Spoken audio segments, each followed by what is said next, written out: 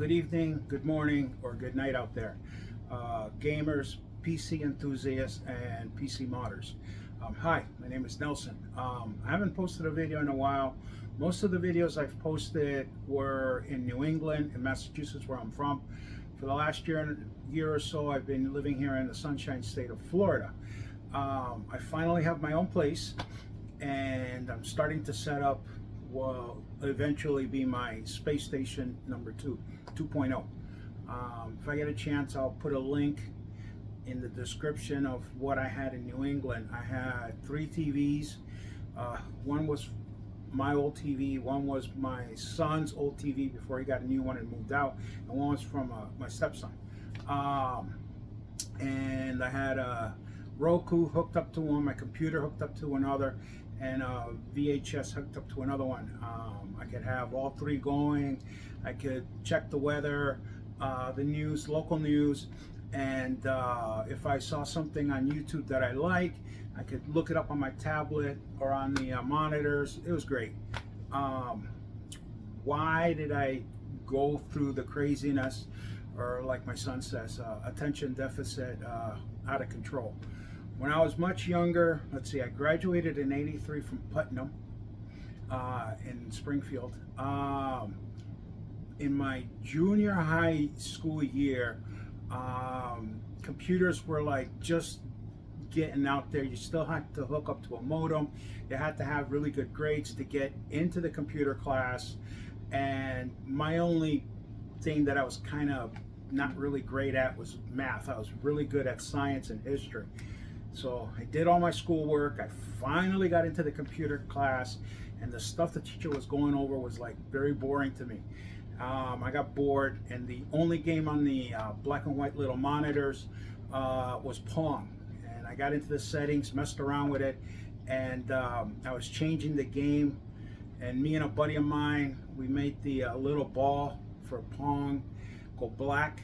So you had to play, but you had to think where the ball was and listen. So me and my friend had fun. What I didn't know back then was that the teacher could monitor what was going on with all the computers in the class.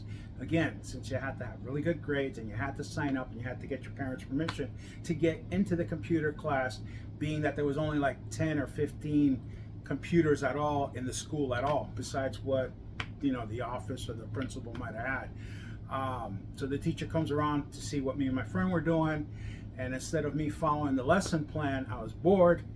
There's a nice blonde girl in class, so I'm, I guess, emailing her or messaging her through class, telling her I could help her with history and computer class if she'd give me a hand helping me out with math, because I sucked. Plus it was a good way, I figured, to get to know her and go on a date. Anyway, I got pulled from class. My parents had to come in, speak to the principal, and I'm scared out of my mind, and they're telling my parents that they're afraid I'm going to become some kind of computer hacker and possibly rob a bank. So they needed to get me out of the computer class. My credits would be gone to another class. Any smart kid would have just shut up and let the adults handle it. And I'm pretty sure I would have been able to stay in my class as long as I would have just kept my mouth shut, my nose clean, and stayed out of trouble. But no, not yours truly.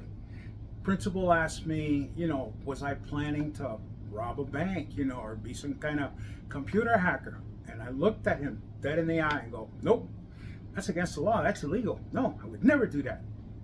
Free cable for everybody on my block, that's something I could do. And with those wonderful words, I had to sign that I would not touch anything electronic for the next 3. This was my first year of junior high, so for the next 3 years I couldn't touch anything except the calculator.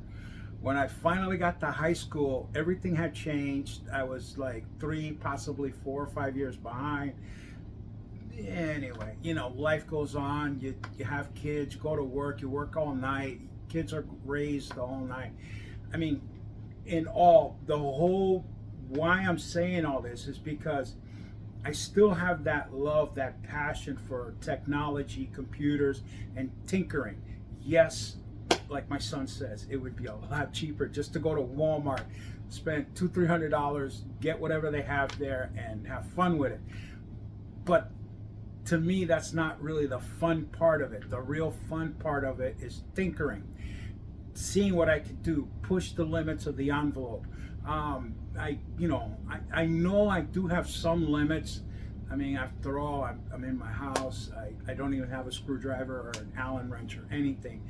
And the only technology thing that I have is a tablet, a cell phone, and an Xbox. An Xbox I don't even play.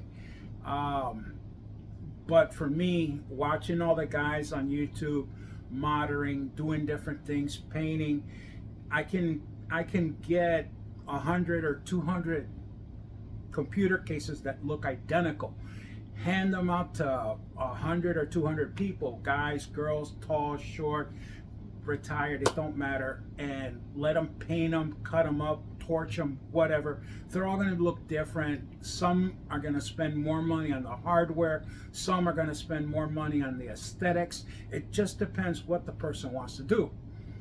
That's what makes it, awesome. And yeah, I know I'm rambling, I'm sorry. But what I like to do is just get a computer. I want to mod it up a little and have fun. After all, I believe on, I make notes, on the 20th of this month, Intel's going to be pushing out all their 13th generation CPUs. AMD's already done that, but they're saying that their new processors need new motherboards. So you could be spending quite a bit. But I mean, the holidays are just around the corner. Sales. It's an exciting time for technology. I mean, it wasn't too long ago that the GPUs finally went down in prices because of the crypto miner guys. So it's very exciting. I mean, after all, in your own pocket, you have a computer. It takes pictures, it videos, it sends messages. There's apps where you can change the language, so you don't actually have to speak a different language. The thing will do it for you. You can order food, you can video. I mean, technology out there, it's amazing what it can do. Yes, I get it. Sometimes it can be very bad in the hands of wrong people doing bad things, but all in all, I look at it, it's a benefit, it's a boom if you're willing to tinker with it. So that's where I'm at. So hopefully in the next couple months, I'm gonna get some more equipment. I'll do unboxings, I'll explain what I'm doing as I go along. With the glass table, I'm hoping I can just build my computer right under it. And that way you could see the computer through the glass, which would look really cool. I've also thought about just getting a regular computer case, painting it, and modding it. So I'm debating which way I'm gonna go. Most likely I'll build it under the glass table because I think it'll just look awesome that way. But anyway, that's about it. I probably rambled way too long. Again, my name is Nelson. I'm living here in Florida. As soon as I get a chance, I'll upload videos, hopefully once a month, different things that I'm looking at, that I'm tinkering with. And of course, I hope everybody stays safe out there. Don't forget to thank the men and women who make this country great, the policemen, firemen, firefighters, the first responders. And as the holidays come around, it's a great time to get together with friends and family and enjoy yourself, because after all, you only have one life to live. So, enjoy it. Thank you very much, and you guys have a blessed day, and bye.